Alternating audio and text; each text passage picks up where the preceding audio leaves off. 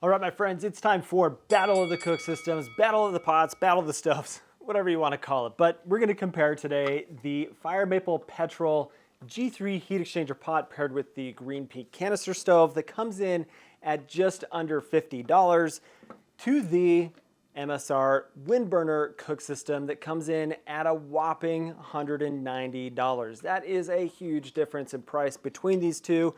So my goal today is to break these down and ultimately decide which is the better value. What's the better buy for your money for you to use out on your backpacking camping trips? Now you're probably saying to yourself, Devin, you've talked about the Petrel many times already. Why are we talking about it again? Well, part of it is I've had several people ask me to do a comparison of an all-in-one type of cook system like Jetboil or the Windburner to the Petrel. And I find it pretty interesting as well because what the Petrel and Greenpeak together as a system provides at the price point is very, very compelling when you look at what the Windburner, for example, provides. So let's break down the Windburner first. You get several different things with this cook system.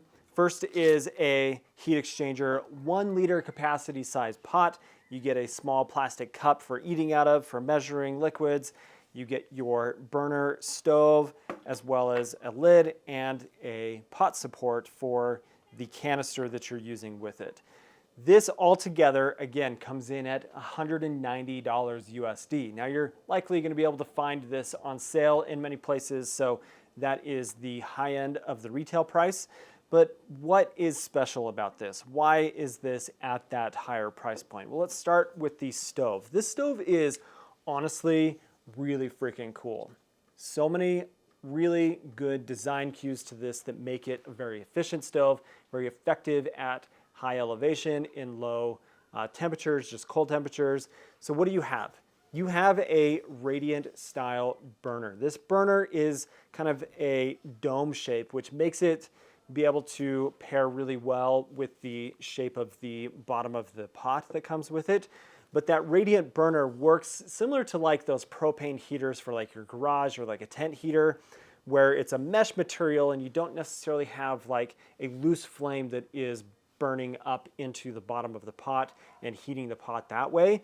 It's a radiant heat. So it is more wind efficient, it's more effective in just stopping any kind of wind. And that's where the name of the stove comes from, Windburner. Like, it's designed to be windproof. You also have this metal ring around the top that makes it, once you put the pot on there, no wind is going to get through that. Then you also have this mesh material around the bottom that aids in some wind performance as well. And you have a pressure regulator built into the stove, which aids in being better performing in cold weather, cold temperatures, as well as higher elevation. So it's going to use less fuel and just be better in those situations to get the boil that you need from the water for whatever you're cooking while you're out on your trips. Now the pot is also pretty cool. It's an aluminum pot, has your heat exchanger on the bottom. You've got your metal fins that just transfer the heat from the burner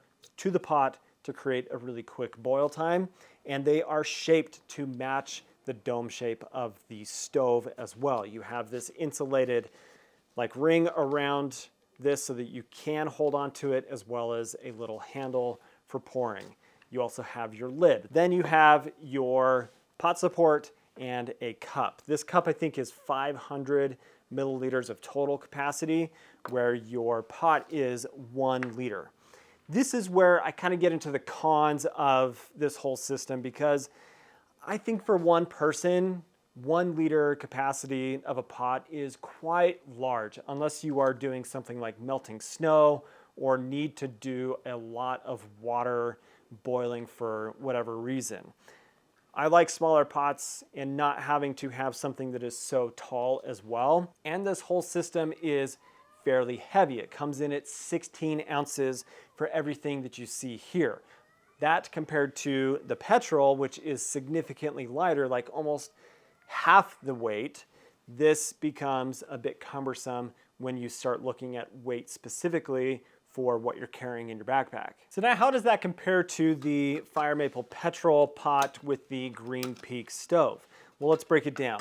This is sold as a kit, but you can also buy these separately. And total, it's about $47 for the stove and the pot that also has the lid. We'll break down the pot here in a second, but the Greenpeak stove, I've been genuinely impressed with. At a $20 price point, this stove is really nice. It has done a great job at being efficient. It burns well, it burns super hot, it boils fast, and it's been reliable. I've had no issues with it over the several months that I've now been using it, many different trips, many different conditions. I like this stove.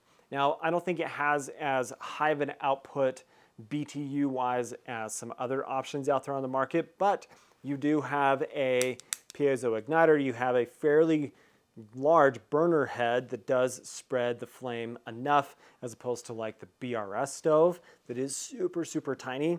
But you also have double O-rings on the bottom of the stove that makes it seal really effectively, and I like to see that attention to detail with this stove. So 20 bucks, you get a lot of stove for the money. Then with the Petrel Pot, I think this is one of the best pieces of gear that's come out in 2024 because it's lightweight, it is not super bulky, it's just really well thought out for how simple it is. I like the value of this. This has just become a staple in my backpacking system. I love this thing. So you have 650 milliliters of total capacity, but about 600 milliliters of usable capacity. That is enough for one person. I never really need more than 2 cups total of water. Most of the time I'm doing like 12 ounces of water, and this is plenty of space for one person. It also fits the stove and a 100-gram canister inside, and it's all contained. That way you have graduation lines, and the handle flips over. You have a lid. I have complained about the lid in other videos where it just like suctions down onto the top of the pot from like the plastic expanding, but it is what it is. I just put it on its side and it's not a huge deal. But I have found that this system is very efficient. It's very effective in really quick boil times. I like how simple and compact and also stable it is. So what you have on the bottom of the Petrel Pot is the heat exchanger setup here that is a bunch of those aluminum fins, but what's different is the slots that you have on the bottom that allow for the stove to go into those slots, bring the burner closer to the bottom of the pot, and provide a better wind protection that way, but also more efficient in your boil times. Now the weight of the Petrel Pot with the Greenpeak stove comes in at 8.7 ounces, which is nearly half the weight of the MSR Windburner. Now the Windburner has more things that are included with it, with the included pot stand and the cup, but you also have just more going on with the stove and a larger capacity pot,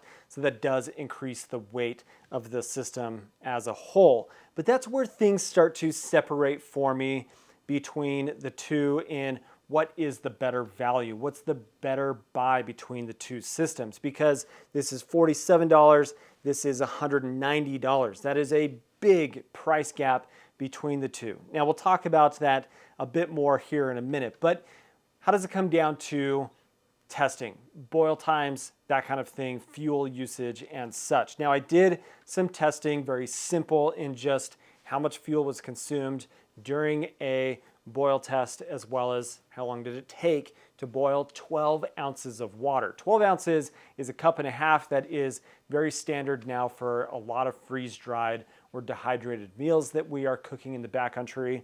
So that's what I did. Now the Windburner came in at 1 minute 32 seconds for its boil time, and in that time it used 5 grams of fuel, which I think is a really small amount of fuel to boil 12 ounces of water in a pretty controlled environment as well. Now the Petrel and Greenpeak came in at 1 minute 28 seconds for its boil time, but it used 8 grams of fuel in that time. So less efficient than the Windburner, but that's where things really start to change for me in what is the better buy, what's the better value, because they're so close. That 4-second difference in the boil time pretty much is the same for me in the amount of time it takes to boil. There's so much variance in like when did it actually hit a boil versus when I started the stopwatch and put the pot on, all of those things.